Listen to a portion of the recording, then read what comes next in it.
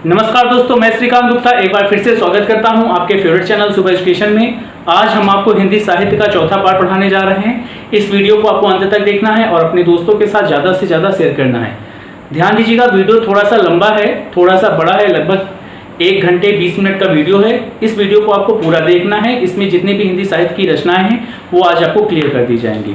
तो सबसे पहले हम राहुल सांस्कृत्यायन की रचनाएं पढ़ेंगे। किसकी पढ़ना है? राहुल सांस्कृत्यायन की।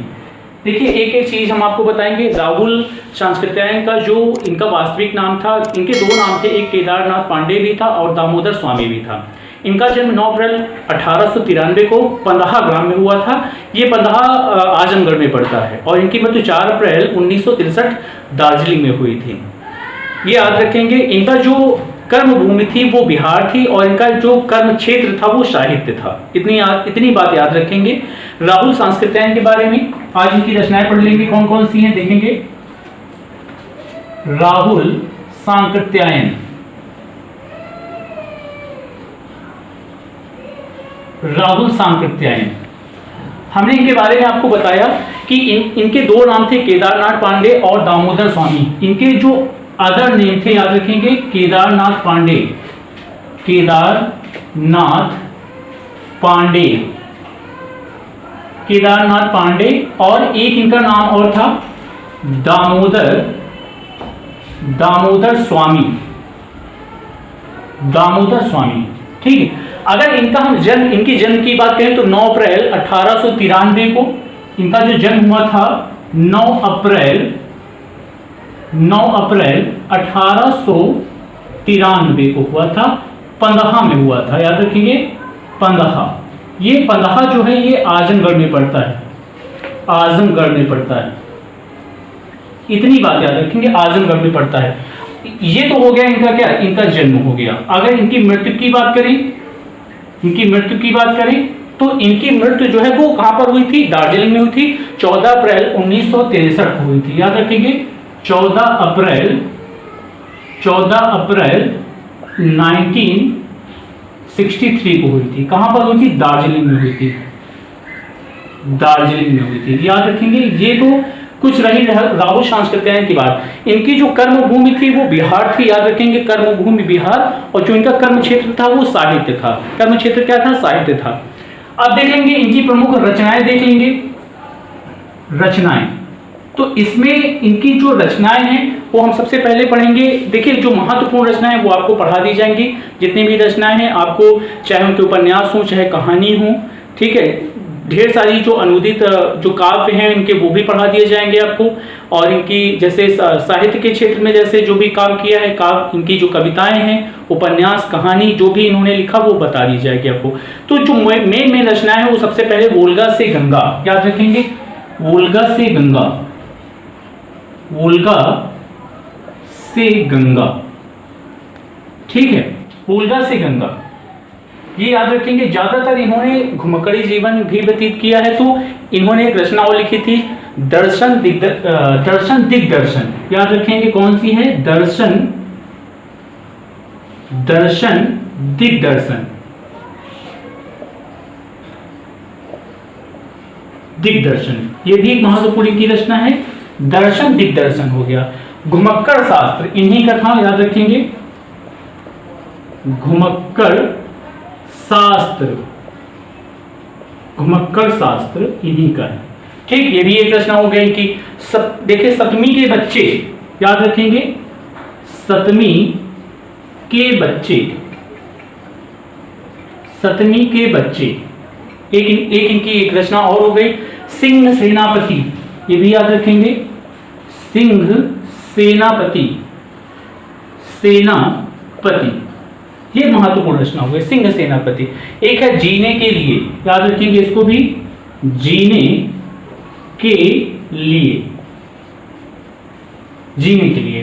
तो ये तो हो गई राहुल सांस्कृत्यायन की प्रमुख रचनाएं। ठीक है। इसके बाद हम आपको मोहन राकेश की प्रमुख रचनाएं पढ़ाएंगे। वीडियो को आपको अंत तक देखना है। पहले इनके हम जन्म के बारे में, फिर मृत्यु के बारे में, कहानी, निबंध और उपन्यास के बारे में हम पढ़ाएंगे। तो आपको याद रखना है, वीडियो में अंत तक बने रहना है। ठीक है। आप इसको कॉपी पर नोट कर लेंगे। इसके बाद हम आपको पढ़ाएंगे राकेश मोहन की प्रमुख रचनाएं। ठीक है, ये याद रखेंगे।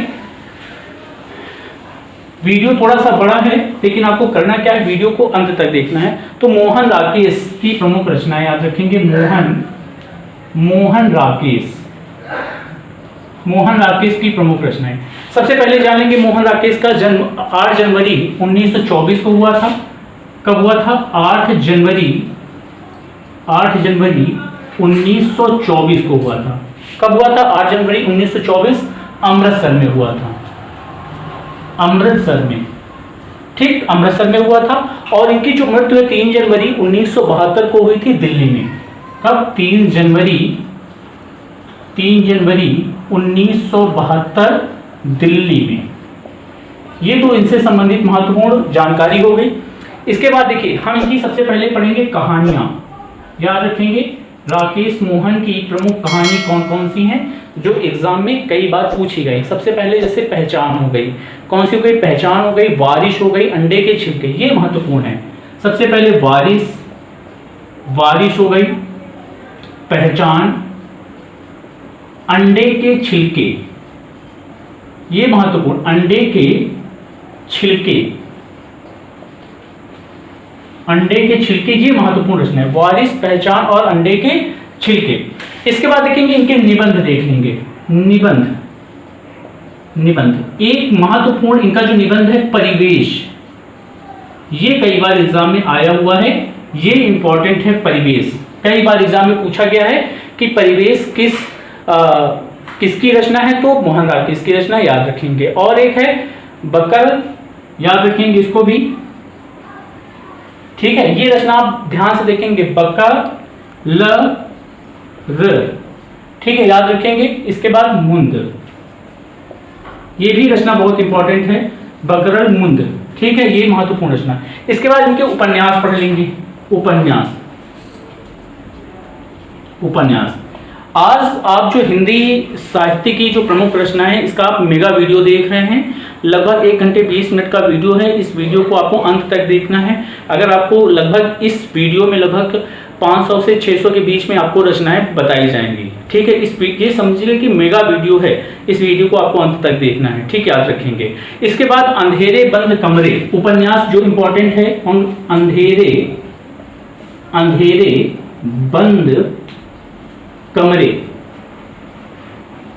बंद कमरे, ठीक है, अंधेरे बंद कमरे।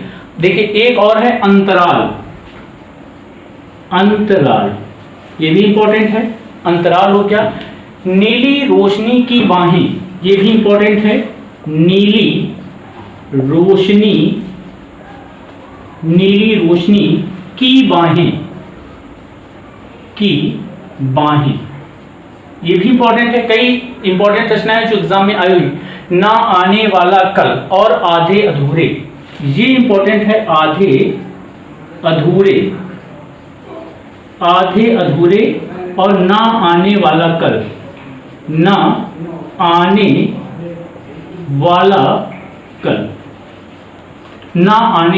ये महत्वपूर्ण रचनाएं मोहन राकेश की हो गई।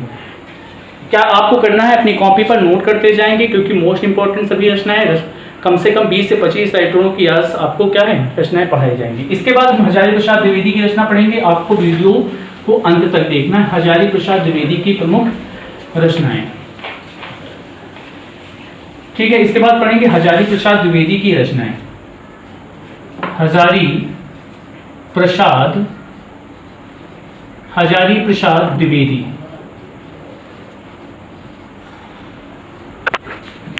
हजारी प्रसाद द्विवेदी की प्रमुख रचनाएं, ठीक है। तो हजारी प्रसाद द्विवेदी का जन्म 9 अगस्त 1907 को हुआ था। कब हुआ था इनका जन्म? याद रखेंगे, जन्म 9 जनवरी 1907 को हुआ था इनका जन्म, ये याद रखेंगे। 9 जनवरी 1907 को हुआ था। देखिए आगरा, ये इनका जन्म हुआ था आगरा में। कहां पर हुआ था? आगरा। ये अवध प्रांत में पड़ता है। कहां पर? अवध में पड़ता है। इतनी बात क्लियर हो गई, ठीक है। जो इनकी मृत्यु हुई थी कहां पर? अगर हम मृत्यु की बात करें तो 19, याद रखेंगे कब हुई थी? 19 मई। जो महत्वपूर्ण रचना है वो आपको पढ़ाई जा रही हैं, तो ये 1989 को हुआ था, ठीक है। ये इनकी मृत्यु हो गई थी, ठीक है। अब देख लेंगे कौन कौन सी रचनाएं। सबसे पहले इनके हम निबंध पढ़ेंगे। आपको ये भी बता दें कि इनके जो निबंध हैं वो बाय सन बाय पूछे जाते हैं कि किस सन में कौन सी रचनाएं की गई थी, कौन सन में कौन सा निबंध लिखा गया था। ठीक, ये याद रखेंगे। तो सबसे पहले हम निबंध की बात करेंगे, इनके निबंध की बात करेंगे। तो जो महत्वपूर्ण निबंध है इनके, सबसे पहले अशोक के फूल है, कल्पलता, याद रखेंगे अशोक के फूल, अशोक के फूल, अशोक के फूल। दूसरे नंबर पर है कल्पलता, कल्पलता। ठीक, अशोक के फूल और कल्पलता। तो 1948 में अशोक के फूल लिखा गया था और 1951 में 1900 याद रखेंगे 1948 में अशोक के फूल और 1951 में कल्पलता लिखा गया था, याद रखेंगे ये निबंध। इसके बाद विचार और वितर्क, विचार और वितर्क। अगला देखेंगे विचार और वितर्क, वितर्क। ठीक, एक रचना ये भी विचार और वितर्क, विचार और प्रवाह, याद रखेंगे विचार और प्रवाह, और प्रवाह। एक रचना इनकी ये भी है। तो विचार और वितर्क 1954 और 1959, ये 1954 में लिखा गया था और ये लिखा गया था 1959 में लिखा गया था। डेट वाइज पढ़ रहे हैं आप, याद रखेंगे। ठीक है, इसके बाद कुटज और अशोक पर्व, याद रखेंगे कुटज, इसी के आगे है कुटज और अशोक पर्व। या कौन सा, अशोक पर्व या आलोक पर्व, आलोक पर्व, ये दो रचनाएं। तो इनका जो कुटज है 1964 में लिखा गया था, 1964 में लिखा गया था। और जो आलोक पर्व है, आलोक का मतलब होता है प्रकाश, ये लिखा गया था 1969 में लिखा गया था, 1969 में, सॉरी 1972 में लिखा गया था, ये 1972 में लिखा गया था। तो ये तो हो गए हजारी प्रसाद द्विवेदी के महत्वपूर्ण निबंध। अशोक के फूल, अशोक के फूल कब लिखा गया था, 1948 में लिखा गया था। इसके बाद कल्पलता कब लिखा गया था, 1951 में लिखा गया। इसके बाद विचार और वितर्क 1954 में लिखा गया। विचार और प्रवाह 1959 में लिखा गया। इसके बाद कुटज की बात करें तो कुटज कब लिखा गया, 1964 में लिखा गया। आलोक पर्व 1972 को लिखा गया। इसके बाद इनके उपन्यास देख लेंगे, उपन्यास, उपन्यास देख लेंगे। ठीक है, कई बार एग्जाम में अलग अलग भी, अगर आप पीजीटी की तैयारी कर रहे हैं तो 4 रचनाएं दे दी जाती हैं आपको, 3 निबंध दे देंगे और एक उपन्यास आपसे पूछ लिया जाता है कि इनमें से कौन सा भिन्न है, तो आपको भिन्न बताना रहता है। या फिर आपसे क्या करेंगे, 3 उपन्यास दे देंगे और एक निबंध पूछ लेंगे, इनमें से पूछेंगे इनमें से भिन्न क्या है। या फिर आपसे पूछ लिया जाता है कि कौन सा उपन्यास किस सन में लिखा गया, या फिर आपसे पूछ लिया जाएगा कि कौन सा निबंध किस सन में लिखा गया। तो याद रखेंगे बाणभट्ट की आत्मकथा, ये भी इंपॉर्टेंट है, ये लिखा गया था 1947 में लिखा गया था, बाणभट्ट की आत्मकथा।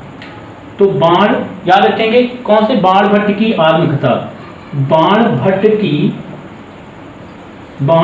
की आत्मकथा, आत्मकथा।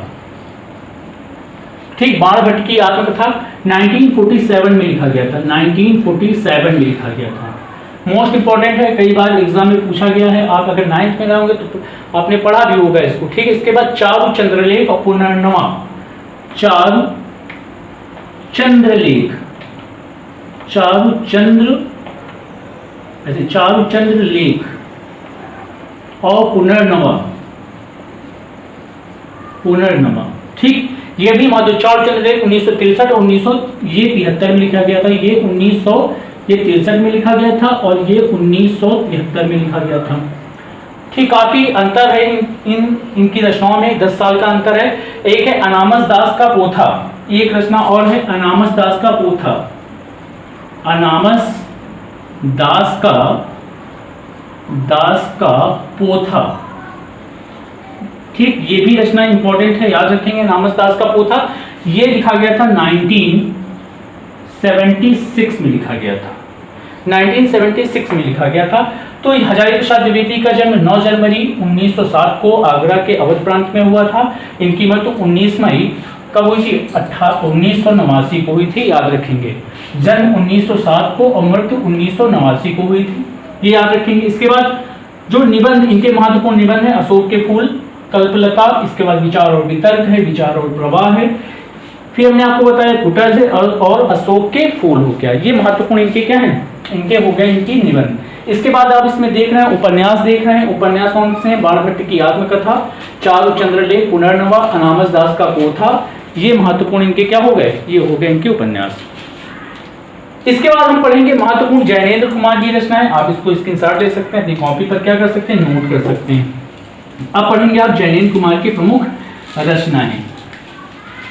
वीडियो थोड़ा सा बड़ा है लेकिन आपको जाने की कहीं जरूरत नहीं है, यहीं पर इस वीडियो के माध्यम से आप क्या करेंगे, आज आप सभी पढ़ लेंगे। ये है हिंदी की मेगा क्लास। हिंदी की कौन सी क्लास है? मेगा क्लास है। तो जैनेन्द्र कुमार याद रखेंगे, जैनेन्द्र कुमार, जैनेन्द्र कुमार की महत्वपूर्ण रचनाएं।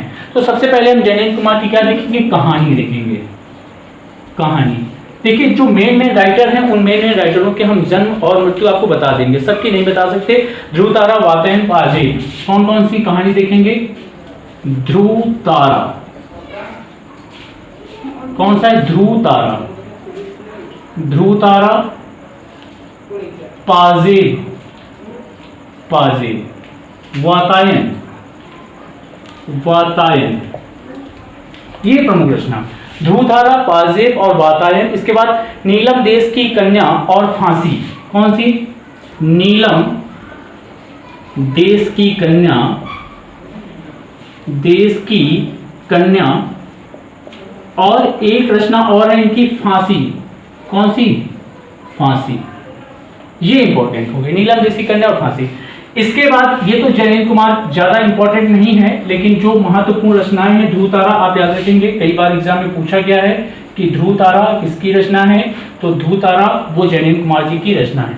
पाजेब भी याद रखेंगे, पाजेब, वातायन, ये भी कई बार एग्जाम में पूछा गया है, और नीलम देश की कन्या और फांसी, ये रचनाएं आप याद रखेंगे। इसके बाद आप पढ़ेंगे हरिशंकर परसाई जी की रचनाएं। किसकी पढ़ेंगे? हरिशंकर, हरिशंकर परसाई, हरिशंकर परसाई की महत्वपूर्ण रचनाएं पढ़ने जा रहे हैं। ठीक है, तो सबसे पहले इनके हम उपन्यास पढ़ लेंगे, फिर निबंध पढ़ लेंगे। सबसे पहले हम क्या पढ़ेंगे? उपन्यास। देखेंगे कौन कौन से उपन्यास हैं। तो सबसे पहले नागफनी की कहानी और तट की ओर, ये दो महत्वपूर्ण क्या है रचनाएं की। नागफनी की कहानी, नागफनी की कहानी, की कहानी, और तट की ओर, याद रखेंगे, तट की ओर, तट की ओर, ये दो रचनाएं हैं। सबसे पहले नागफनी की कहानी, फिर दूसरी कहानी, नागफनी की कहानी, ये पहला उपन्यास इनका हो गया, और इनका जो दूसरा उपन्यास है वो तट की ओर हो गया। अब इसके बाद देखिए इनके निबंध पढ़ लेंगे महत्वपूर्ण, कौन कौन से निबंध हैं वो भी आप ध्यान देंगे, निबंध पढ़ लेंगे। बार बार बोल रहे हैं, इस वीडियो को आपको अंत तक देखना है और अपने दोस्तों के साथ ज़्यादा से ज़्यादा शेयर भी करना है। वीडियो लंबा है लेकिन आपको अंत तक ही देखना है, बिना स्क्रिप्ट किए हुए जाना नहीं, कहीं याद रखेंगे। ये देखेंगे भूत के पांव पीछे और तब की बात और थी। तो भूत के पांव, याद रखेंगे, भूत के पांव पीछे, और एक रचना और है, तब की बात और थी, तब की बात और थी, और थी, तब की बात और थी। ठीक है, इसके बाद एक पगडंडियों का जमाना, एक रचना और है, निबंध है, पगडंडियों का जमाना, पगडंडियों का जमाना, याद रखेंगे, पगडंडियों का जमाना, ये महत्वपूर्ण रचना है इनकी। ठीक है, तो 3 निबंध हो गए इनके। एक मिनट। इसके बाद मित्रों हम पढ़ेंगे महादेवी वर्मा की प्रमुख रचनाएं पढ़ेंगे। देखेंगे कि महादेवी वर्मा की कौन कौन सी रचनाएं हैं। तो मोस्ट इंपॉर्टेंट रचनाएं, कई बार इनके काव्य भी पढ़ेंगे, इनके हम निबंध भी पढ़ेंगे। मोस्ट इंपॉर्टेंट जो कई बार एग्जाम में पूछा गया है। अब देखेंगे महादेवी वर्मा की प्रमुख रचनाएं। महादेवी वर्मा,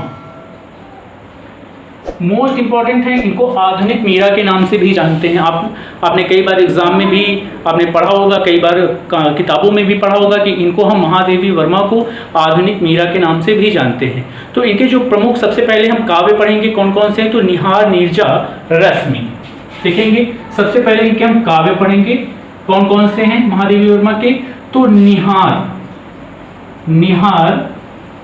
नीरजा, रश्मि। ठीक, महत्वपूर्ण रचनाएं निहार, नीरजा, रश्मि, शांति गीत, यामा, ये भी याद रखेंगे, शांति गीत,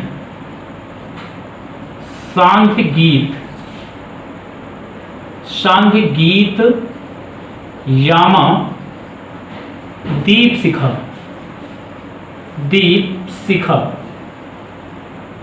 ठीक, तो निहार, नीरजा, रश्मि और इसके बाद शांति गीत, यामा और दीप शिखा हो गया। इसके बाद है सप्तवर्ण, अग्नि और हिमालय,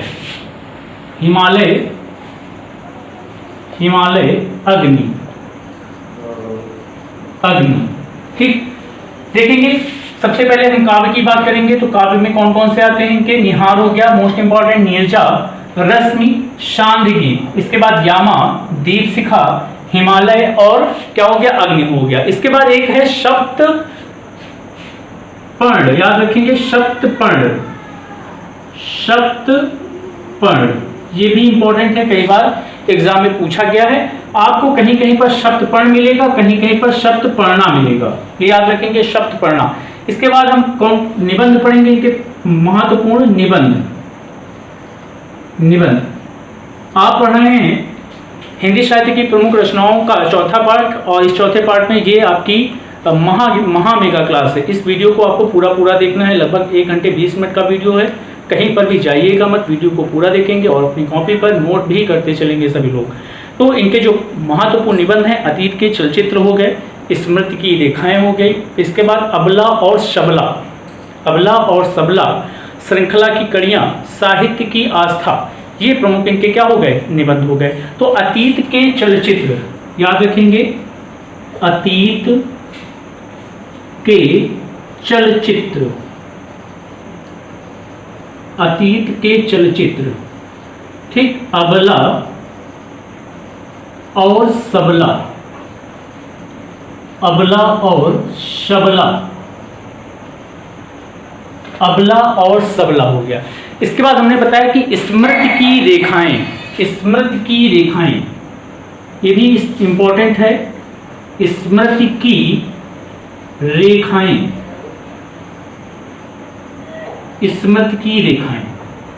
अतीत के चलचित्र, अबला और सबला, और हमने आपको बताया कि स्मृति की रेखाएं, श्रृंखला की कड़ियां और साहित्य की आस्था, साहित्य की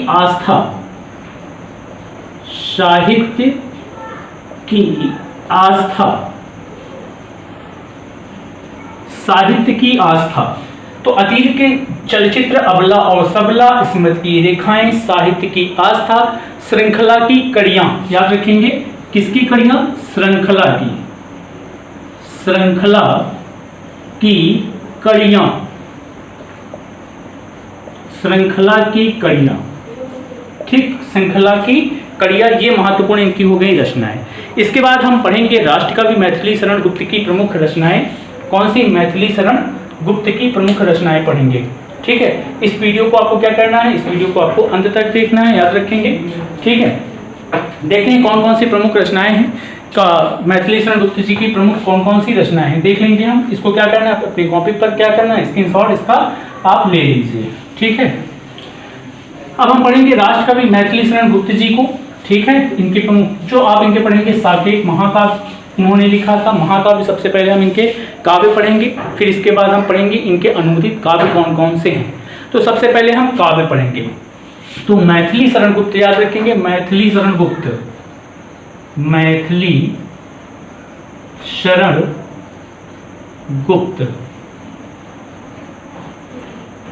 सबसे पहले हम इनके क्या पढ़ेंगे, यहाँ पर इनके सबसे पहले हम काव्य पढ़ेंगे, याद रखेंगे। मैथिली शरण गुप्त के हम सबसे पहले क्या पढ़ेंगे, काव्य पढ़ेंगे। मोस्ट इंपॉर्टेंट, कई बार जो एग्जाम में पूछा गया, एक इनका प्रमुख जो काव्य है वो द्वापर है। कई बार पूछा गया कि द्वापर, साकेत, राष्ट्र, देखिए राष्ट्र कुल, राष्ट्रवाणी, 2-3 हैं। तो सबसे पहले द्वापर पढ़ लेंगे आप, द्वापर। फिर इसके बाद आप पढ़ेंगे साकेत महाकाव्य, साकेत। फिर इसके बाद आप पढ़ेंगे राष्ट्रकुल, राष्ट्रकुल और राष्ट्रवाणी। ये भी इंपॉर्टेंट है, कई बार एग्जाम में पूछा गया है, राष्ट्रवाणी किसका काव्य है? ठीक है, राष्ट्रकुल, राष्ट्रवाणी, ये भी याद रखेंगे। स्वाति और क्या है? स्वाति और संकेत। तो स्वाति और संकेत, स्वाति और संकेत, स्वाति और संकेत, ये प्रमुख रचनाएं हो गई, स्वाति और संकेत। और हम आपको बता दें कि किसान रंग में भंग, कई बार एग्जाम में पूछा गया कि किसान रंग में भंग, नहुस, विष्णुप्रिया। ठीक है, किसान हो गया, रंग में भंग, किसान। एक और है विष्णुप्रिया, यहां पर लिख रहे हैं, इंपॉर्टेंट है, विष्णुप्रिया, विष्णुप्रिया। रंग में भंग, ये भी कई बार पूछा गया है कि रंग में भंग किसकी रचना है? रंग में भंग, याद रखेंगे, रंग में भंग, किसान। एक और है नहुस, याद रखेंगे क्या? नहुस। एग्जाम में पूछा जाता है कि नहुस किसका काव्य है, तो याद रखेंगे वो किसका है? मैथिली शरण गुप्त जी का है। इनको हम राष्ट्रकवि के नाम से जानते हैं, याद रखेंगे, राष्ट्रकवि मैथिली शरण गुप्त को कहते हैं, याद रखेंगे। अभी आपको हम कई राइटरों के जो वास्तविक नाम है या मूल नाम है, उनके कौन कौन से नाम हैं, हम उनको आपको ये भी बता देंगे। कई बार एग्जाम में पूछा भी जाता है कि कौन कौन से कवियों के नाम हैं, किस नाम से जाना जाता है। जैसे अभी हमने आपको बताया कि मीरा को क्या बोलते हैं, महादेवी वर्मा को आधुनिक मीरा के नाम से जानते हैं। जैसे मुंशी प्रेमचंद जी को हम धनपत राय के नाम से जानते हैं। ऐसे कई राइटर हैं जिनके दूसरे भी नाम से उनको जाना जाता है, पुकारते हैं और एग्जाम में पूछा भी जाता है। इसके बाद हम देखिए भारत भारती है और पंचवटी भी है, याद रखेंगे, भारत भारती, पंचवटी और जय भारत। भारत भारती, भारत भारती, भारत भारती, पंचवटी, ये भी इंपॉर्टेंट है। भारत भारती हो गया, पंचवटी हो गया। इसके बाद जय भारत, क्या है? जय भारत, ये भी याद रखेंगे, जय भारत। ठीक, भारत भारती, जय भारत, ये भी हो गया। इसके बाद इनके हम नाटक पढ़ेंगे। क्या पढ़ेंगे? नाटक। नाटक पढ़ लेंगे, कौन कौन से प्रमुख नाटक हैं। तो इनके जो 2 प्रमुख नाटक हैं, महत्वपूर्ण है, कई बार एग्जाम में पूछा गया है, चंद्रहास और अनघ। सबसे पहला है चंद्रहास, चंद्रहास और अनघ, अनघ, ये 2 नाटक इनके कई बार पूछे गए हैं। अब इनके हम पढ़ेंगे अनूदित रचनाएं कौन कौन सी हैं। तो हम आपको पहले ही बता दें, अनूदित रचनाएं प्लासी का युद्ध है, मेघनाद का वध हो गया, वीरांगना हो गया, विरहिणी हो गया, व्रजांगना हो गया। ठीक है, तो अनूदित, अनूदित, अनूदित क्या है इनके? क्या है? अनूदित काव्य हो गए, काव्य। ठीक, तो सबसे पहले वीरांगना, वीरांगना, ये भी कई बार एग्जाम में पूछा गया है कि वीरांगना। ठीक है, इसके बाद हम आपको बताते हैं विरहिणी, व्रजांगना, व्रजांगना, विरहिणी, विरहिणी, मेघनाद का वध, एक और है मेघनाद का वध, मेघनाद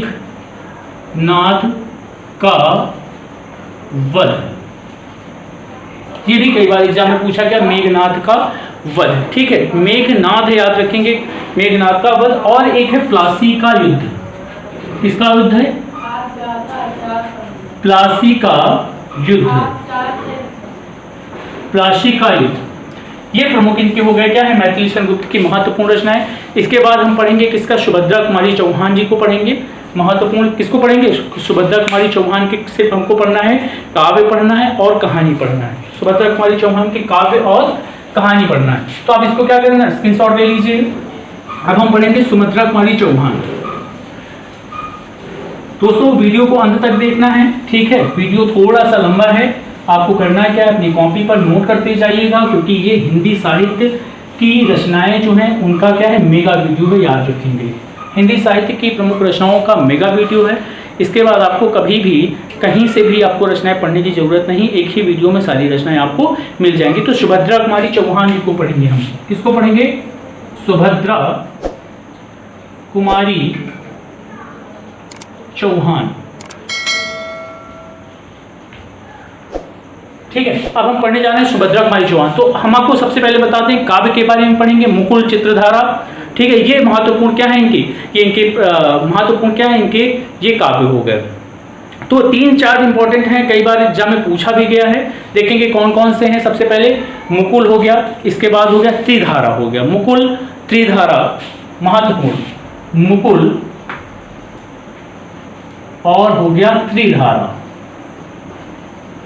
त्रिधारा, ठीक, ये जो सिर्फ क्या है, ये इनके ये हो गए इनके काव्य हो गए, याद रखेंगे ये क्या है, इनके काव्य हो गए। अब हम पढ़ेंगे इनके प्रमुख कहानियां पढ़ लेंगे महत्वपूर्ण जो एग्जाम में पूछी गई हैं। कहानी देखेंगे कौन कौन सी कहानियां पूछी गई। तो सबसे पहले हम बता दें कि बिखरे मोती, सभा का खेल, उमादिनी, सीधे साधे चित्र। तो बिखरे मोती, सभा के खेल, बिखरे मोती, सभा के खेल, सभा के खेल, उमादिनी। एक रचना पूछी जाती है कि उमादिनी किसकी रचना है? सुभद्रा कुमारी चौहान जी की है। और सीधे साधे चित्र, तो उमादिनी और सीधे साधे चित्र, याद रखेंगे सीधे साधे चित्र। ठीक है, सीधे साधे चित्र, यहां पर क्या हो जाएगा, धा हो जाएगा, सीधे साधे चित्र। तो ये भी महत्वपूर्ण रचनाएं हैं, याद रखेंगे। तो ये हो गए सुभद्रा कुमारी चौहान जी को आपने पढ़ा। तो सबसे पहले आपने काव्य पढ़ा, तो काव्य यहां पर 2 हैं सुभद्रा कुमारी चौहान जी के, एक हो गया मुकुल और त्रिधारा, हमने बता दिया आपको। इसके बाद पढ़ेंगे आपने क्या पढ़ा, इसके बाद आपने कहानी पढ़ा। तो बिखरे मोती, सभा के खेल, उमादिनी, और आपने क्या पढ़ा, आपने पढ़ा सीधे साधे चित्र हो गए, तो कहानी हो गई। इसके बाद धूमिल जी का है, जो कई बार एग्जाम में पूछा गया है, संसद से सड़क तक, सुदामा पांडे का प्रजातंत्र, ये कई बार पूछा गया है। तो धूमिल जी की प्रमुख रचनाएं पढ़ लेंगे कौन कौन सी हैं, ये तो कई बार एग्जाम में पूछा गया है। अगर आप टेट की तैयारी कर रहे हैं, ग्राम विकास अधिकारी की तैयारी कर रहे हैं, तो ये जरूर पढ़ेंगे संसद से सड़क तक, याद रखेंगे संसद से सड़क तक, संसद से सड़क तक। और सुदामा पांडे का प्रजातंत्र, ये भी पढ़ लेंगे, सुदामा पांडे का प्रजातंत्र, याद रखेंगे सुदामा पांडे का प्रजातंत्र, सुदामा पांडे का प्रजातंत्र, सुदामा पांडे का प्रजातंत्र। ये तो प्रमुख रचनाएं महत्वपूर्ण हैं, जो कई बार एग्जाम में पूछी गई हैं। इसके बाद हम पढ़ेंगे गजानन माधव मुक्तिबोध को पढ़ेंगे, जो महत्वपूर्ण कई बार एग्जाम में पूछा गया है, गजानन माधव मुक्तिबोध को। इनका जो वास्तविक नाम है वो मुक्तिबोध है, ये याद रखेंगे। इनका जो वास्तविक नाम है क्या है, मुक्तिबोध है। देखेंगे कौन कौन सी रचनाएं गजानन माधव मुक्तिबोध की। कई बार एग्जाम में पूछा गया है कि गजानन माधव मुक्तिबोध, इनका जो वास्तविक नाम है, इनका वास्तविक नाम था मुक्तिबोध। एग्जाम में कई बार पूछा गया है कि मुक्तिबोध का वास्तविक या पूरा नाम क्या है, तो गजानन माधव मुक्तिबोध है। तो याद रखेंगे, सबसे पहले हम इनके काव्य पढ़ेंगे। चांद का मुंह टेढ़ा, कई बार एग्जाम में पूछा गया है, ये इनका काव्य है। काव्य में क्या है कि चांद का मुंह टेढ़ा, चांद का मुंह टेढ़ा, याद रखेंगे चांद का मुंह टेढ़ा। ये कई बार एग्जाम में पूछा गया कि चांद का मुंह टेढ़ा किसकी रचना है। ठीक है, कुछ टेक्निकल प्रॉब्लम की वजह से थोड़ी देर बाद हम आपसे फिर मिलते हैं, लेकिन आप कहीं जाइएगा मत, ठीक है। इसके बाद हम पढ़ेंगे अंधेरे में। एक महत्वपूर्ण रचना है, कौन सी, अंधेरे में, अभी याद रखेंगे अंधेरे में। अगर आप ग्राम विकास अधिकारी की तैयारी कर रहे हैं या लेखपाल की तैयारी कर रहे हैं, तो इस वीडियो को आपको अंत तक देखना है और अपने दोस्तों के साथ ज़्यादा से ज़्यादा शेयर भी करेंगे, क्योंकि आप पढ़ रहे हैं हिंदी साहित्य की प्रमुख रचनाओं का ये जो मेगा क्लास पढ़ रहे हैं। ठीक है, याद रखेंगे लगभग 1 घंटे 20 मिनट का वीडियो है, बिना स्क्रिप्ट हुए आप इस वीडियो को पूरा देखेंगे। इसके बाद पढ़ेंगे भूरी भूरी खाक धूल, ये भी याद रखेंगे, ये भी महत्वपूर्ण रचना है कि भूरी भूरी खाक धूल, ये महत्वपूर्ण रचना है किसकी, गजानन मालवा मुक्तबोध जी की। इसके बाद हम पढ़ेंगे महत्वपूर्ण रचना इनके उपन्यास पढ़ लेंगे, फिर निबंध पढ़ लेंगे। देखेंगे उपन्यास इनके महत्वपूर्ण कौन से हैं, उपन्यास। फिर इसके बाद हम पढ़ लेंगे निबंध इनके पढ़ लेंगे, निबंध पढ़ लेंगे। तो उपन्यास की बात करते हैं तो सतह से उठता आदमी, ठाठ, याद रखेंगे सतह से उठता आदमी, सतह से उठता आदमी, ये याद रखेंगे, सतह से उठता आदमी। और एक प्रमुख इनका उपन्यास है ठाठ का सपना, और ठाठ का सपना, ठाठ का सपना, ठाठ का सपना। तो ये तो हो गए इनके प्रमुख, क्या हो गए, उपन्यास हो गए। अगर हम इनकी निबंध की बात करें, महत्वपूर्ण निबंध कौन से हैं, तो मात्र 2 इनके निबंध हैं। एक नए साहित्य का सौंदर्य शास्त्र, नए साहित्य का सौंदर्य शास्त्र, याद रखेंगे, नए साहित्य का, नए साहित्य का सौंदर्य शास्त्र, सौंदर्य शास्त्र। और जो इनका लास्ट है भारत इतिहास और संस्कृति, भारत इतिहास, भारत इतिहास और संस्कृति, और संस्कृति, संस्कृति। ठीक है, ये तो महत्वपूर्ण रचनाएं हो गई। इसके बाद हम विद्या श्रीनिवास की प्रमुख रचना पढ़ेंगे, फिर घनानंद की पढ़ेंगे, सेनापति की पढ़ेंगे, हरिऔध की भी पढ़ना है, निर्मल वर्मा की भी पढ़ना है, धर्मवीर भारती की भी पढ़ना है। ये महत्वपूर्ण रचनाएं इनकी आपको पढ़ना है। तो इस वीडियो में आप क्या करेंगे, अंत तक बने रहेंगे। ठीक है, इसके बाद हम पढ़ेंगे इनकी प्रमुख रचनाएं, विद्या श्रीनिवास दास की प्रमुख रचनाएं पढ़ेंगे। हिंदी इतिहास की प्रमुख रचनाएं या हिंदी साहित्य की प्रमुख रचनाओं का मेगा क्लास आप पढ़ रहे हैं, और इस वीडियो को ज़्यादा से ज़्यादा अपने दोस्तों के साथ शेयर करें। लगभग 10,000 लोग तो कम से कम देखें इस वीडियो को। ठीक है, याद रखेंगे। तो विद्या श्रीनिवास दास की प्रमुख रचनाएं पढ़ेंगे हम, विद्या श्री निवास दास, विद्या श्री निवास की प्रमुख रचनाएं देखेंगे कौन कौन से। सबसे पहले हम पढ़ेंगे निबंध, तो तुम चंदन हम पानी, याद रखेंगे इनका प्रमुख जो इनका निबंध है, तुम चंदन हम पानी, याद रखेंगे इनका कौन सा निबंध है, याद रखेंगे, तुम चंदन हम पानी, तुम चंदन हम पानी, तुम चंदन हम पानी। ठीक, याद रखेंगे, कई बार पूछा गया है। आ बंजारा मन चितवत छाही, आ बंजारा मन चितवत बाहें या छाहें, ये याद रखेंगे। ठीक है, छाहें, ये हो गए इनके महत्वपूर्ण निबंध। ठीक है, इसके बाद हम घनानंद को पढ़ेंगे, घनानंद की प्रमुख कविताएं पढ़ेंगे, याद रखेंगे, घनानंद, घनानंद की प्रमुख कविताएं पढ़ेंगे। तो सबसे पहले जो घनानंद की जो कविता है, कई बार एग्जाम में पूछी गई है, कृष्ण कृपा कंद, याद रखेंगे, क्या है, कृष्ण कृपा कंद, ये महत्वपूर्ण है, याद रखेंगे, कृष्ण कृपा कंद घनानंद की प्रमुख कविता है। इसके बाद विरह लीला, ये भी याद रखेंगे, विरह, विरह लीला, विरह लीला हो गई। ठीक है, इसके बाद हम पढ़ेंगे रस केली बल्ली, एक महत्वपूर्ण रचना, रस केली बल्ली, ये इंपॉर्टेंट है। अगर आप सीटेट, यूपीटेट या सुपरटेट की तैयारी कर रहे हैं तो घनानंद की ये प्रमुख रचना आप जरूर से जरूर पढ़ें। कई बार एग्जाम में पूछा गया कि रस केली बल्ली, या एक सुजान रस खान भी कई बार रचना पूछी गई कि सुजान सागर किसकी रचना है। तो घनानंद की एक कृष्ण कृपा कंद, विरह लीला, ये भी याद रखेंगे, रस केली बल्ली, और एक रचना हम आपको और बताते हैं, सुजान सागर, महत्वपूर्ण रचना है सुजान सागर, सुजान सागर, सागर, ये किसकी रचना है, ये घनानंद जी की ही रचना है। तो ये हो गई घनानंद जी की महत्वपूर्ण रचना। इसके बाद हम सेनापति को पढ़ेंगे, महत्वपूर्ण रचना है सेनापति जी की। वीडियो को आपको अंत तक देखना है और अपने दोस्तों के साथ ज़्यादा से ज़्यादा इसको शेयर भी करते रहना है। ठीक है, बिना स्किप हुए पढ़ेंगे। सेनापति, सेनापति की महत्वपूर्ण रचनाएं देखेंगे कौन कौन सी हैं। हम सबसे पहले बात करते हैं काव्य कल्पद्रुम।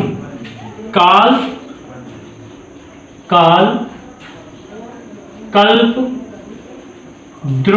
ये महत्वपूर्ण रचना सेनापति जी की, ठीक याद रखेंगे। ये यूपी ट्रिपल एससी के एग्जामों में कई बार पूछा गया है, यूपी ट्रिपल एससी के एग्जामों में कई बार पूछा गया है। जैसे सबसे ज्यादा वीडियो के एग्जाम में पूछा गया है विलेज डेवलपमेंट ऑफिसर, जिसको कहते हैं हम ग्राम विकास अधिकारी, ठीक कई बार पूछा गया है। ये याद रखेंगे आप। काल कल्पद्रुम आपसे पूछा जाता है कि काल कल्पद्रुम किसकी रचना है, तो वो सेनापति की रचना है। एक है कवित्र रत्नाकर, ये भी कई बार पूछा गया है कि कवित्र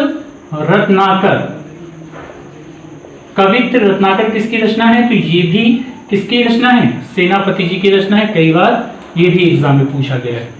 इसके बाद हम पढ़ेंगे हरिऔध जी की रचनाएं, याद रखेंगे हरिऔध जी की।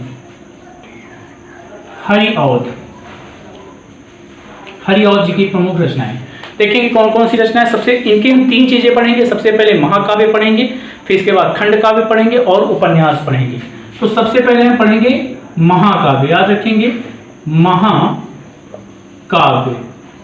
कौन कौन से इनके महाकाव्य देख लेंगे। सबसे पहला इनका जो महाकाव्य है प्रिप्रवास और वैदेही वनवास।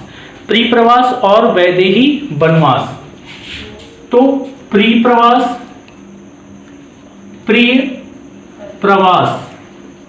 और दूसरे नंबर पर है वैदेही वनवास।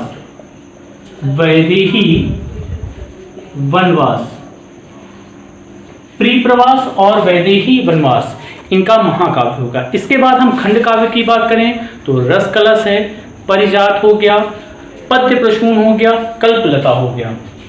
इसके बाद हम खंड काव्य की बात करते हैं, इनके कौन कौन से खंड काव्य हैं। खंड काव्य कौन कौन से देख लेंगे महत्वपूर्ण खंड काव्य। सबसे पहले इनका है रस कलश और पारिजात। रस कलश और पारिजात, रस कलश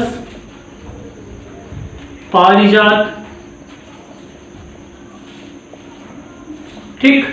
रस कलश हो गया, पारिजात हो गया, पद्य प्रसून और कल्पलता।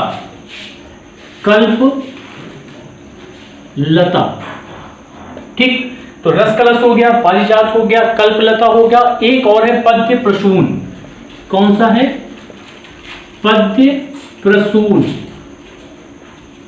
पद्य प्रसून हो गया, ठीक है। महाकाव्य हो गए इनके, खंड काव्य हो गए। इसके बाद हम इनके उपन्यास पढ़ेंगे। क्या पढ़ेंगे, उपन्यास पढ़ेंगे। देखेंगे कौन कौन से इनके महत्वपूर्ण उपन्यास हैं। तो अगर हम उपन्यास की बात करते हैं तो इनका जो महत्वपूर्ण उपन्यास है अधखिला फूल ठेठ हिंदी का ठाठ। याद रखेंगे अधखिला फूल और ठेठ हिंदी का ठाठ, ये भी याद रखेंगे। तो अधखिला फूल और दूसरा है इनका ठेठ हिंदी का ठाठ। ठेठ हिंदी का ठाठ, ये याद रखेंगे। तो अगर हम हरिऔध की बात करें तो महाकाव्य के कौन कौन से, प्रिप्रवास और वैदेही वनवास।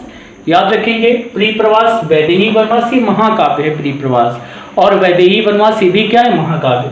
खंड काव्य की बात करें तो रस कलश, पारिजात, कल्पलता, पद्य प्रसून। फिर से सुनेंगे रस कलश, पारिजात, कल्पलता, पद्य प्रसून। फिर से सुनेंगे रस कलश, पारिजात, कल्पलता, पद्य प्रसून। इसके बाद उपन्यास की बात करते हैं तो यहां पर देखेंगे अधखिला है। क्या है, अधखिला इंपॉर्टेंट है। अधखिला फूल, ठेठ हिंदी का ठाठ। ठेठ हिंदी का ठाठ ये भी महत्वपूर्ण इनका क्या है, उपन्यास है इनका, याद रखेंगे इसका। इसके बाद निर्मल वर्मा जी को हम पढ़ेंगे, कहानी, निबंध और उपन्यास। 3 चीजें पढ़ेंगे निर्मल वर्मा जी की, इंपॉर्टेंट है, कई बार एग्जाम में पूछा गया है। देखेंगे कौन कौन सी निर्मल वर्मा जी की महत्वपूर्ण रचनाएं देखेंगे हम। सबसे पहले निर्मल वर्मा देखेंगे कौन कौन सी इनकी। सबसे पहले हम क्या पढ़ेंगे, इनकी कहानी पढ़ेंगे, फिर निबंध पढ़ेंगे, फिर इनके हम उपन्यास पढ़ेंगे। तो सबसे पहले है कहानी।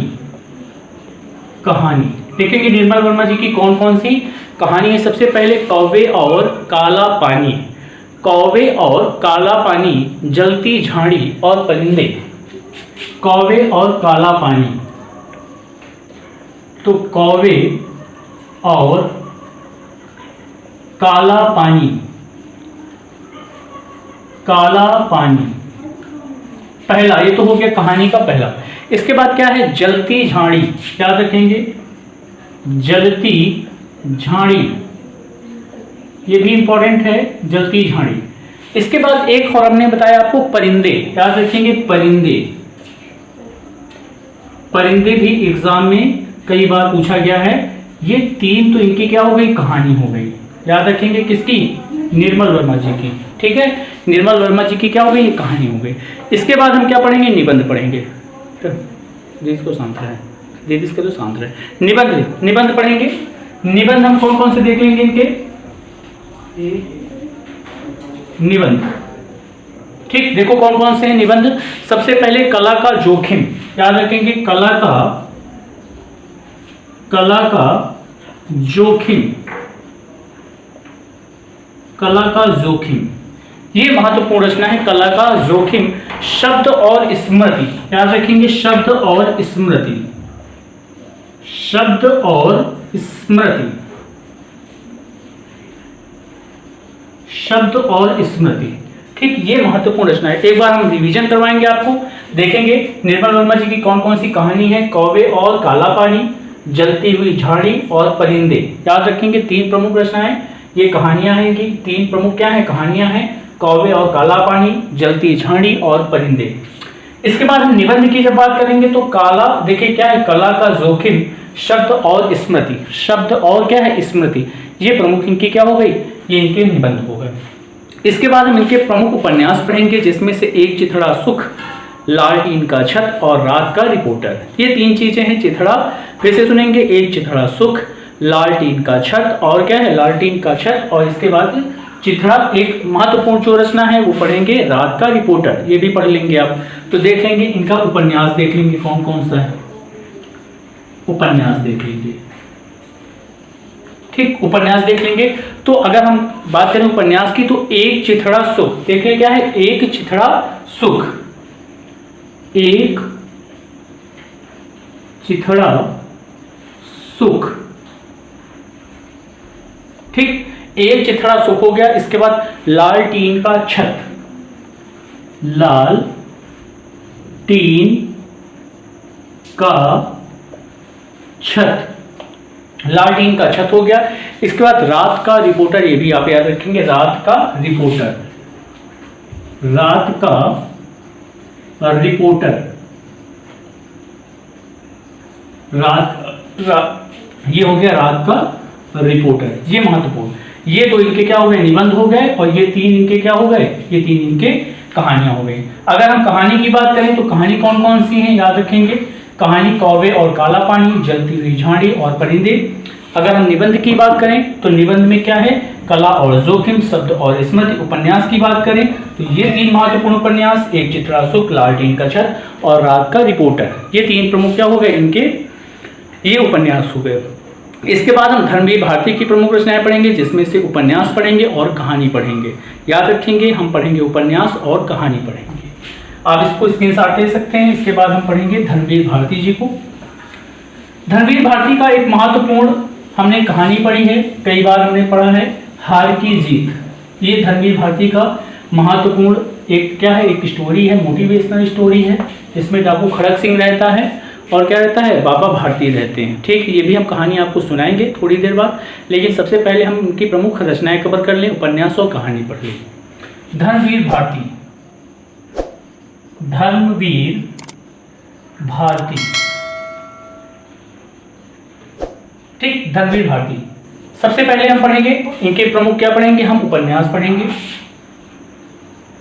उपन्यास, धर्मवीर भारती के प्रमुख उपन्यास, जिसमें से सबसे पहले है गुनाहों का देवता। कई बार एग्जाम में पूछा गया कि गुनाहों का देवता, सूरज का सातवां घोड़ा, ये दो प्रमुख उपन्यास हैं। सबसे पहले है गुनाहों का देवता, गुनाहों का देवता, सूरज का सातवां घोड़ा, सूरज का सातवां घोड़ा। सूरज का सातवां घोड़ा और गुनाहों का देवता कई बार एग्जाम में पूछा गया है। याद रखेंगे दोस्तों, कई बार एग्जामों में ऐसी रचनाएं आ जाती हैं जो हम कहीं नहीं पढ़ते, लेकिन उसके लिए आप ये नहीं कह सकते हो कि ये रचना हमको नहीं पढ़ाई गई या हमने कहीं नहीं पढ़ा। अगर आप ऐसा सोचते हैं तो आप तैयारी करना छोड़ दीजिए। ठीक है, आप तैयारी करना छोड़ दीजिए। अगर आप एक स्टूडेंट होकर ऐसा सोचते हैं तो आप तैयारी करना छोड़ दीजिए। बार बार कह रहे हैं, ज़्यादा से ज़्यादा अपने दोस्तों के साथ इस वीडियो को शेयर करें ताकि ज़्यादा से ज़्यादा लाभ लोग उठा सकें। इसके बाद हम पढ़ेंगे इनकी प्रमुख कहानी। अभी तक आपने क्या पढ़ा? उपन्यास पढ़ा। अब पढ़ेंगे धर्मवीर भारती की प्रमुख क्या है? कहानियाँ पढ़ेंगे। ठीक, क्या पढ़ेंगे? कहानी पढ़ेंगे धर्मवीर भारती की कहानी। महत्वपूर्ण, कई बार एग्जाम में पूछी भी गई हैं कि धर्मवीर भारती की कौन कौन सी कहानी है, तो याद रखेंगे। हम आपको बता दें कि गुल की बानो, कई बार एग्जाम में पूछा गया है कि गुल की बानो, गुल की बानो, गुल की बानो किसकी रचना है? तो धर्मवीर भारती जी की है। चांद और टूटे हुए लोग, याद रखेंगे, चांद और टूटे हुए लोग, टूटे हुए लोग, चांद और टूटे हुए लोग। एक इसकी और एक आपको हम और बता दें महत्वपूर्ण, बंद गली का आखिरी मकान और आस्कर। बंद गली का आखिरी मकान, बंद गली का आखिरी मकान, आखिरी मकान, मकान होता है, याद रखेंगे, आखिरी मकान। और एक और है आस्कर, आस्कर, ये महत्वपूर्ण। तो धर्मवीर भारती के प्रमुख उपन्यास की बात करते हैं तो गुनाहों का देवता, सूरज का सातवां घोड़ा, ये हो गए महत्वपूर्ण, क्या है, इनके उपन्यास हो गए। अगर हम कहानी की बात करें तो गुल की बानो, क्या बताया हमने आपको? गुल की बानो। इसके बाद हमने बताया चांद का मुंह टेढ़ा, या क्या, सॉरी, चांद और टूटे हुए लोग, चांद और टूटे हुए लोग। इसके बाद हमने आपको बताया कि बंद गली का आखिरी मकान और आस्कर। फिर से सुनेंगे, गुल की बानो, चांद और टूटे हुए लोग। इसके बाद हमने आपको बताया बंद गली का आखिरी मकान और आस्कर। ये महत्वपूर्ण इनके हो गई कहानियां। आपने पहले क्या पढ़ा? ठीक, इसके बाद हम पढ़ेंगे इनके प्रमुख काव्य पढ़ लेंगे। कौन कौन से प्रमुख काव्य हैं वो भी आप देख लेंगे, याद रखेंगे। प्रमुख इनके काव्य जैसे अंधा युग हो गया, आद्यांत हो गया, ठंडा लोहा हो गया, सॉरी, 7 गीत वर्ष या कनुप्रिया। ये भी कई बार एग्जाम में पूछा गया है कि इनके प्रमुख काव्य कौन से हैं। तो एक इंपॉर्टेंट जो इस बार वर्ष 2020 में पूछा गया था, इनके एग्जाम में, टेट के एग्जाम में पूछा गया था, कनुप्रिया किसकी प्रमुख रचना है? तो धर्मवीर भारती की कौन सी प्रमुख काव्य इनका था? तो कनुप्रिया। ठंडा लोहा, एक रचना और आई थी इनकी कि ठंडा लोहा किसकी है? याद रखेंगे, ठंडा लोहा धर्मवीर भारती का है। ठीक है, कनुप्रिया हो गया, ठंडा लोहा हो गया, अंधा युग, कौन सा युग? अंधा युग। ये तो कनुप्रिया हो गया, ठंडा लोहा हो गया, अंधा युग हो गया। इसके बाद 7 गीत वर्ष, याद रखेंगे, 7 गीत वर्ष। ठीक, 7 गीत वर्ष, याद रखेंगे, 7 गीत वर्ष, ये हो गए इनके प्रमुख। एक बार हम रिवीजन करते हैं। उपन्यास गुनाहों का देवता, सूरज का सातवां घोड़ा। इसके बाद कहानी की बात करते हैं तो गुल की बानो, चांद और टूटे हुए लोग, बंद गली का आखिरी मकान और आस्कर, ये हो गए इनकी प्रमुख कहानियां। अगर हम काव्य की बात करें तो कनुप्रिया हो गया, ठंडा लोहा हो गया, अंधा युग हो गया, 7 गीत वर्ष हो गया। ये तो महत्वपूर्ण हो गए इनकी प्रमुख रचनाएं। उपन्यास आपने पढ़ा, कहानी पढ़ा और आपने काव्य भी पढ़ लिया। अब हम पढ़ने जा रहे हैं सुमित्रानंदन पंत जी को पढ़ेंगे। ठीक है, तो सुमित्रानंद पंत के हम काव्य पढ़ेंगे और फिर इनके प्रमुख नाटक पढ़ेंगे। ठीक है, इसके सीट नंबर 5 पढ़ेंगे। तो सबसे पहले हम क्या पढ़ेंगे? सुमित्रानंदन पंत को पढ़ेंगे। आप इसका स्क्रीनशॉट ले लीजिए। ठीक है, तो वीणा पल्लव गुंजन अगर हम आपसे पूछें किसकी रचना है तो आप कमेंट बॉक्स में मैसेज करके बताएं कि वीणा पल्लव गुंजन किसकी रचनाएं हैं। ठीक है, वीणा पल्लव गुंजन किसकी प्रमुख रचनाएं हैं ये आपको कमेंट बॉक्स में मैसेज करके बताना है। अब देखेंगे हम सुमित्रानंदन पंत को पढ़ने जा रहे हैं। सुमित्रा नंदन पंत, सुमित्रा नंदन पंत जी को पढ़ने जा रहे हैं। ठीक, सुमित्रा नंदन पंत। तो सबसे पहले इनके हम काव्य पढ़ेंगे। ठीक है, सबसे पहले इनके क्या पढ़ेंगे? काव्य पढ़ेंगे। चिदंबरा, महत्वपूर्ण, इनको चिदंबरा के लिए क्या मिला था? ज्ञानपीठ पुरस्कार भी मिला था। जैसे महादेवी वर्मा को यामा के लिए मिला था, वैसे ही इनको चिदंबरा के लिए क्या मिला था? ज्ञानपीठ पुरस्कार मिला था। तो सबसे पहला है इनका चिदंबरा। चिदंबरा महत्वपूर्ण इनकी प्रमुख रचना है। ठीक है, एक काव्य है, कृति है इनकी। इसके बाद रश्मि बंधन, कई बार एग्जाम में पूछा गया है कि रश्मि बंधन किसकी रचना है, पतझड़ किसकी है? तो पल्लवीना एक और है। तो रश्मि बंधन, रश्मि बंधन, रश्मि बंधन कई बार एग्जाम में पूछा गया है कि रश्मि बंधन इनकी कौन सी रचना है? रश्मि बंधन इनका प्रमुख काव्य है, याद रखेंगे। इसके बाद देखिए पतझड़ है और पल्लवीना। तो पतझड़ और पल्लवीना, पल्लवीना ये भी इनकी प्रमुख क्या है? रचना है, याद रखेंगे पल्लवीना। ठीक है, पल्लवीना। ये तो हो गया इनके क्या प्रमुख। और देखेंगे बीड़ा भी हो गया, वाणी ग्रंथ भी हो गया, पल्लव भी हो गया, गुंजन भी हो गया। तो बीड़ा देखेंगे, बीड़ा, वाणी, पल्लव, गुंजन, गुंजन। ठीक, ये प्रमुख रचना हो गए। तो बीड़ा हो गया, वाणी हो गया, पल्लव हो गया, गुंजन हो गया। हमने आपसे कहा था कि बीड़ा, पल्लव, गुंजन किसकी प्रमुख रचना है? तो सुमित्रा नंदन पंत जी की ही रचना है। इसके बाद देखेंगे युगांत और युगवाणी। देखेंगे युगांत, युगांत और युगवाणी, युगांत और युगवाणी किसकी रचना है? तो इन्हीं की प्रमुख रचना है, याद रखेंगे युगवाणी, युगवाणी इन्हीं की रचना है। ठीक है, इसके बाद देखिए, इसके बाद महत्वपूर्ण रचना देखेंगे और गुंजन भी है। गुंजन हमने लिखा, हाँ लिख दिया। इसके बाद हम पढ़ेंगे उत्तरा, पतयुग। ठीक है, उत्तरा, उत्तरा हो गया। इसके बाद हम पढ़ेंगे युगपथ, कला और बूढ़ा चांद। ठीक है, याद रखेंगे युगपथ। ठीक, युगपथ हो गया। इसके बाद कला और बूढ़ा चांद, कला और बूढ़ा चांद, बूढ़ा चांद। ठीक, कला और बूढ़ा चांद। इसके बाद देखेंगे स्वर्णधूलि और अंतिमा, अंतिमा और स्वर्णधूल,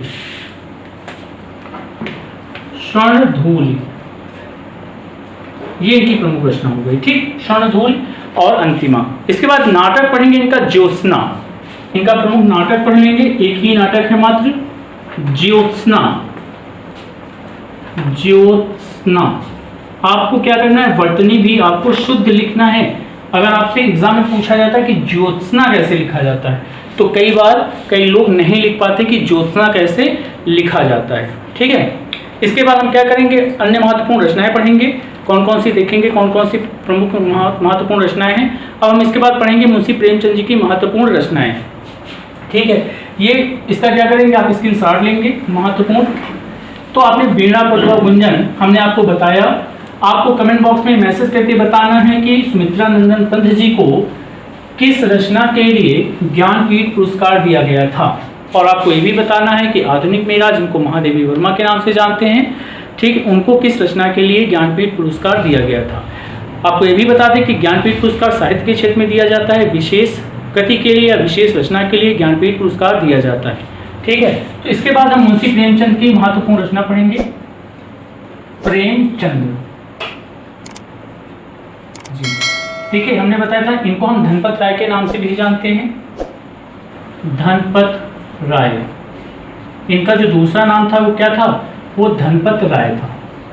ठीक है, धनपत राय जी। ठीक है, मुंशी प्रेमचंद, इनको मुंशी जी के भी नाम से जानते हैं, या मुंशी प्रेमचंद, या इनको धनपत राय भी कहते हैं। तो इनके सबसे पहले उपन्यास, देखिए इनको हम कहानीकार भी कहते हैं या उपन्यासकार भी कह सकते हैं। कहानीकार, इनका एक नाम और है कहानीकार, और इनको हम उपन्यासकार भी कह सकते हैं, उपन्यासकार। इनके कई नाम हैं, धनपत राय, कहानीकार, उपन्यासकार। ठीक है, महत्वपूर्ण। अब देखिए हम पढ़ेंगे इनके सबसे पहले उपन्यास, कौन कौन से उपन्यास। सबसे पहले जो इनका उपन्यास है वो हम पढ़ेंगे गोदान, गबन, प्रेमाश्रम। क्या प्रेमाश्रय, तो गोदान, गबन,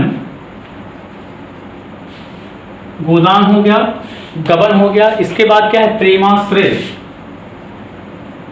प्रेमाश्रय, प्रेमाश्रय। ठीक है, और देखेंगे निर्मला हो गया, रंगभूमि हो गया, कर्मभूमि हो गया। निर्मला, निर्मला, कर्मभूमि, कर्मभूमि, रंगभूमि, रंगभूमि। ठीक है, तो गोदान हो गया, गबन हो गया, प्रेमाश्रय हो गया, निर्मला हो गया, कर्मभूमि हो गया और रंगभूमि हो गया। इसके बाद कायाकल्प, एक और है कायाकल्प। ठीक, महत्वपूर्ण, कायाकल्प हो गया। इसके बाद वरदान और मंगलसूत्र, याद रखेंगे वरदान और मंगलसूत्र। एक है रूठी रानी, महत्वपूर्ण, रूठी रानी। रूठी रानी के बारे में आपको बता दें कि मुंशी प्रेमचंद जी का मात्र एक ऐतिहासिक, इतिहास पर बना या ऐतिहासिक उपन्यास जो है वो क्या है, रूठी रानी है। याद रखेंगे ये ऐतिहासिक उपन्यास का उपन्यास है, ऐतिहासिक, ऐतिहासिक उपन्यास, उपन्यास। ठीक, याद रखेंगे। आपसे एग्जाम में पूछा जाता है कि मुंशी प्रेमचंद जी का मात्र एक ऐतिहासिक उपन्यास कौन सा है, तो रूठी रानी है। एक और बता दें, उर्दू का एक उपन्यास इन्होंने बनाया था जिसको वरदान के नाम से बना, वरदान के नाम से एक इनका उपन्यास है वरदान, वरदान। ठीक, कई रचनाओं को मिलाकर एक इन्होंने क्या बना दिया था, उपन्यास बना दिया था। जैसे जल वय इशार, एक था जल वही इशार, इशार, ये याद रखेंगे। कई रचनाओं को मिलाकर इन्होंने एक उपन्यास बनाया था, जल वही इशार को मिलाकर इन्होंने क्या बना दिया था, एक वरदान क्या उपन्यास बना दिया था, याद रखेंगे। एक और बता दें, मंगलसूत्र इनका अंतिम और अपूर्ण उपन्यास है, याद रखेंगे। कौन सा हो गया, मंगलसूत्र, मंगलसूत्र। तो इनका ये सबसे लास्ट था, लास्ट, और इनका क्या हो जाएगा, ये अपूर्ण, अपूर्ण उपन्यास, जिसको आप कह सकते हैं। एग्जाम में पूछा जाता है कि मुंशी प्रेमचंद का कौन सा अधूरा उपन्यास है, क्योंकि अपूर्ण लिखा हुआ है ना, याद रखेंगे। तो अपूर्ण का मतलब क्या होता है, अधूरा। तो मंगलसूत्र, याद रखेंगे। मुंशी प्रेमचंद जी का मात्र एक उपन्यास जिसको हम अधूरा उपन्यास के नाम से जानते हैं, वो कौन सा है, मंगलसूत्र, क्योंकि ये सबसे लास्ट है। इसके बाद इनकी डेथ हो जाती है, इस वजह से ये अधूरा रह जाता है, याद रखेंगे। हमने आपको बताया कि ऐतिहासिक उपन्यास इनका कौन सा है, रूठी रानी है, और जलवई इशार ये रचना थी, और कई रचनाओं को मिलाकर इन्होंने एक उपन्यास बनाया था जिसको हम वरदान उपन्यास के नाम से भी जानते हैं। ये हो गया। इसके बाद देखिए और प्रमुख रचनाएं हो गई, जैसे सेवा सदन, इनका उपन्यास है एक सेवा सदन, याद रखेंगे, सेवा सदन, ये हो गया। ठीक है, इसके बाद हम देखेंगे प्रमुख कहानी देख लेंगे, क्योंकि कहानीकार भी हैं, तो इनकी प्रमुख कहानियां देख लेंगे, कौन कौन सी कहानी। एक ही वीडियो आपको क्या करना है, इस वीडियो को लास्ट तक देखना है, देखेंगे कौन कौन सी कहानी है महत्वपूर्ण। तो सबसे पहले अगर हम कहानी की बात करें तो प्रेम पूर्णिमा हो गई, प्रेम प्रसून हो गया, प्रेम प्रतिज्ञा हो गया, और प्रेम तीर्थ, प्रेम प्रसून, प्रेम प्रसून, प्रेम प्रतिज्ञा, प्रेम प्रसून, प्रेम प्रतिज्ञा, और हमने आपको बताया कि प्रेम प्रतिज्ञा हो गया, प्रेम तीर्थ, और देख लेंगे प्रेम तीर्थ। ठीक, तो प्रेम प्रसून हमने आपको बताया कि प्रेम प्रसून, प्रेम प्रतिज्ञा, प्रेम तीर्थ और प्रेम पूर्णिमा, प्रेम पूर्णिमा, प्रेम पूर्णिमा हो गया। ठीक, तो प्रेम प्रसून हो गया, प्रेम प्रतिज्ञा हो गया, प्रेम तीर्थ हो गया, प्रेम पूर्णिमा हो गया। ठीक है, याद रखेंगे। इसके बाद प्रेम पचीसी और नवजीवन, ये इनकी क्या है, कहानियां हैं। अभी तक आपने क्या पढ़ा, उपन्यास पढ़ा महत्वपूर्ण, और अब क्या पढ़ रहे हैं, कहानियां पढ़ रहे हैं। तो प्रेम प्रसून, प्रेम प्रतिज्ञा, प्रेम तीर्थ, प्रेम पूर्णिमा, और हमने आपको क्या बताया, एक और हमने आपको बताया कि प्रेम पचीसी, प्रेम पचीसी और नवजीवन। ठीक, नवजीवन हो गया। ठीक, तो ये हो गए इनकी प्रमुख कहानी हो गई। इसके बाद देखिए हम प्रतिनिधि कहानियां पढ़ लेंगे, इनकी कौन कौन सी हैं, जिनका प्रतिनिधि इन्होंने स्वयं किया, प्रतिनिधि कहानियां। ठीक, प्रतिनिधि कहानियां देखेंगे कौन कौन सी प्रतिनिधि कहानियां हो गई। जैसे पूस की एक रात, ठीक है, पूस की एक रात, कफन, नशा हो गया, ईदगाह हो गया, होली का उपहार। देखेंगे पूस की एक रात, पूस की एक रात हो गया। इसके बाद एक नशा, इनका उपन्यास, सॉरी इनकी एक प्रतिनिधि कहानी हो गई, क्या है, पूस की एक रात, नशा हो गया। इसके बाद हम आपको और बता दें कि एक कफन भी है, ठीक है, कफन, करबला भी है, करबला, कफन हो गया, करबला हो गया, पूस की रात, होली का उपहार, होली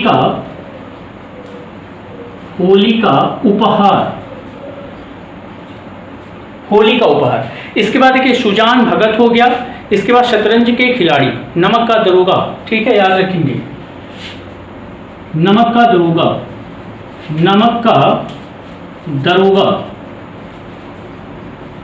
ठीक, नमक का दरोगा हो गया। इसके बाद और बता दें आपको सुजान भगत, ये महत्वपूर्ण रचना हो गई। ठीक है, तो जैसा कि ये महत्वपूर्ण मुंशी प्रेमचंद जी की रचना हो गई। शतरंज के खिलाड़ी भी है, याद रखेंगे, एक रचना और है, शतरंज के खिलाड़ी,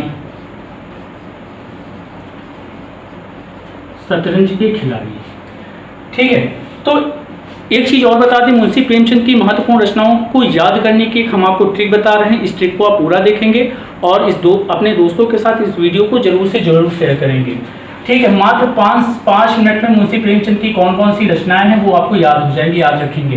तो जैसा कि यहाँ लिखा हुआ, प्रेम प्रसून, प्रेम प्रतिज्ञा, प्रेम तीर्थ, प्रेम पूर्णिमा, प्रेम पचीसी और नवजीवन, हम इसी को लेकर बनाएंगे। देखेंगे कौन कौन सी ट्रिक है, देखेंगे कौन कौन सी ट्रिक है। एक ही ट्रिक के माध्यम से आप क्या करेंगे, सारी मुंशी प्रेमचंद जी की रचनाएं याद कर लेंगे।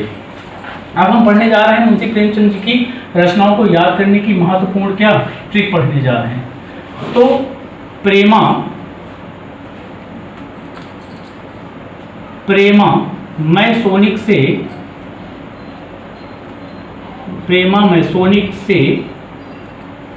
रंगों का गवन, ठीक। तो यहां पर क्या लिखा हुआ है, प्रे लिखा हुआ है।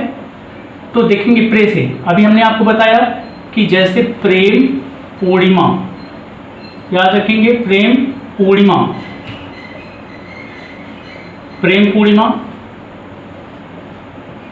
प्रेमासम, प्रेमाशय, प्रेम प्रतिज्ञा, प्रेम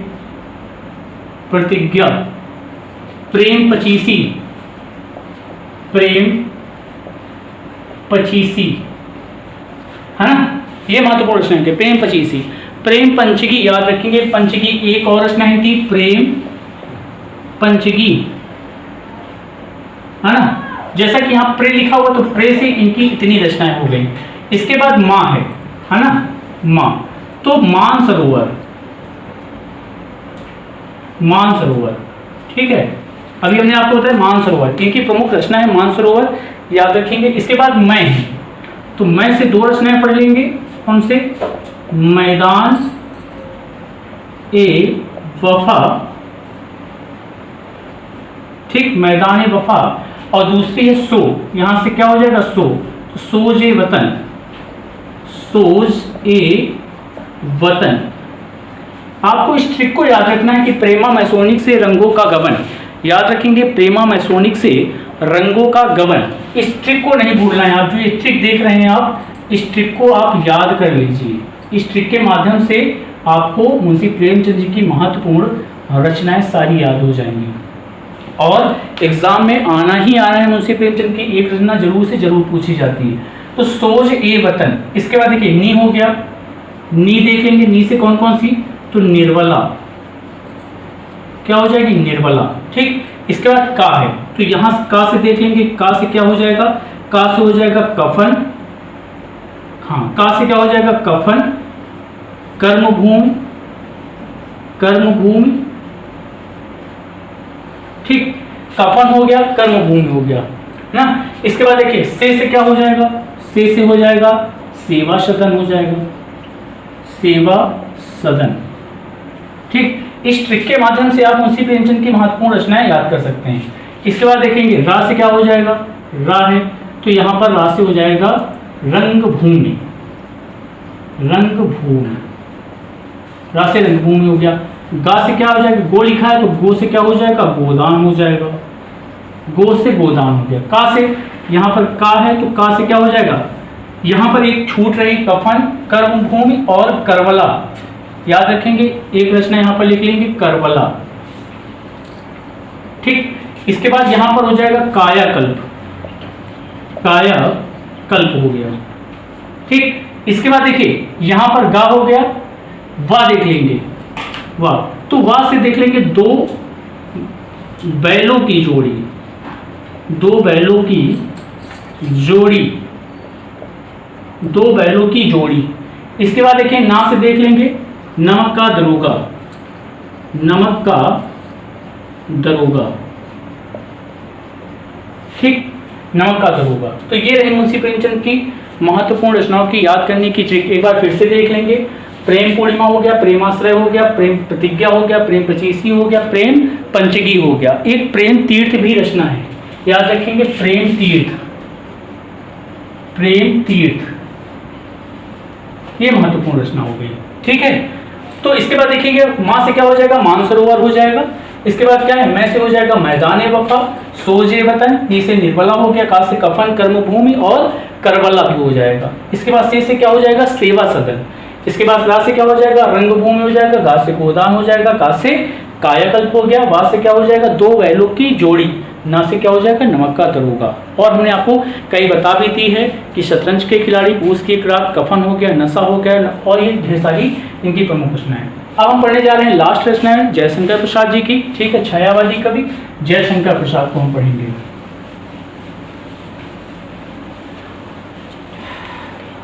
वीडियो को आपको क्या करना है, अंत तक देखना है। लगभग 1 घंटे 15 से 20 मिनट का वीडियो है, आपको पूरा वीडियो देखना है।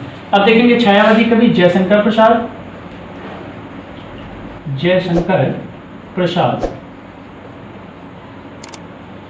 जयशंकर प्रसाद। ठीक, देखेंगे कौन कौन सी, जैसे इनकी याद करने की जो ट्रिक है वो प्रसाद का आंसू झलका, लेकिन हम सबसे पहले इनके प्रमुख काव्य पढ़ेंगे। ठीक, जो एग्जाम में कई बार पूछा जाता है कि कामायनी के लेखक का नाम बताइए, याद रखेंगे काव्य पढ़ेंगे। सबसे पहले इनकी प्रमुख रचना है कामायनी, ये इनका क्या है, महाकाव्य है, याद रखेंगे। कामायनी कई बार पूछा जाता है कि कामायनी के लेखक का नाम बताइए, तो ये जयशंकर प्रसाद जी का है। इसके बाद एक इनकी प्रमुख रचना है उर्वशी, याद रखेंगे उर्वशी इन्हीं की रचना है। मिलती जुलती रचना दिनकर जी की भी उर्वशी रचना आंसू और झरना, याद रखेंगे आंसू, आंसू हो गया और झरना हो गया, झरना, आंसू भी हो गया और झरना हो गया। इसके बाद देखेंगे लहर भी है, प्रेम पथिक है, लहर, लहर प्रेम पथिक, प्रेम पथिक। ठीक,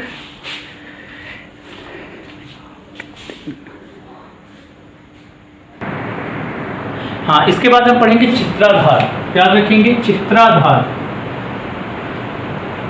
चित्राधार और करुणालय, दो प्रमुख रचनाएं, करुणालय। ठीक, चित्राधार और करुणालय ये प्रमुख रचनाएं हो गई। इसके बाद देखिए हम इनकी कहानी पढ़ेंगे, उपन्यास और नाटक देखेंगे। सबसे पहले कहानी, कहानी पढ़ेंगे, देखेंगे कहानी कौन कौन सी हैं। तो इनकी कहानी आकाशदीप, इंद्रजाल, आंधी और छाया। आकाशदीप, इंद्रजाल, छाया, ये इनकी प्रमुख क्या है, कहानियां हैं। याद रखेंगे आकाशदीप, इंद्रजाल और छाया। एक और है आंधी, कई बार एग्जाम में पूछी गई है कि आंधी किसकी प्रमुख रचना है। इसके बाद हम आपको मिलती जुलती रचनाएं भी पढ़ाएंगे महत्वपूर्ण। इसके बाद उपन्यास देखेंगे। देखिए ये आप कहानी पढ़ चुके हैं, इनका भी हम उपन्यास पढ़ेंगे। उपन्यास कौन कौन से देख लेंगे। उपन्यास एक कंकाल है इनका, कौन सा है, कंकाल, ये महत्वपूर्ण है। कंकाल हो गया, और एक इनका और है तितली, तितली, ठीक। तो कंकाल और तितली भी देखेंगे। तितली, तितली, ठीक। देखिए उपन्यास हो गया, ठीक। इसके बाद हम इनके क्या पढ़ेंगे, नाटक पढ़ लेंगे, फिर निबंध पढ़ लेंगे। नाटक देख लेंगे। तो नाटक महत्वपूर्ण है, कई बार एग्जाम में आए हुए हैं, कई बार एग्जामों में पूछा भी गया है कि चंद्रगुप्त किसका है, अजातशत्रु किसका है, स्कंदगुप्त किसका है, देख लेंगे।